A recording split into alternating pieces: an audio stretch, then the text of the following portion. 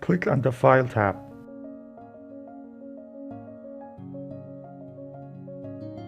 Then click on the Protect Workbook option and select Encrypt with Password.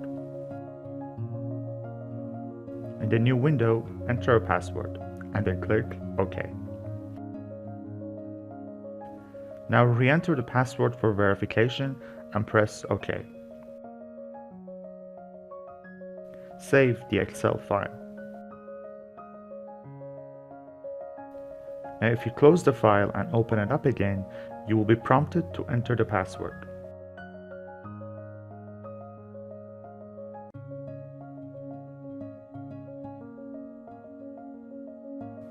Enter your password and click OK.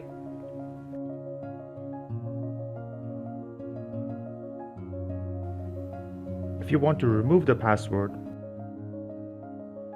go through the previous path and then click on Encrypt with Password again.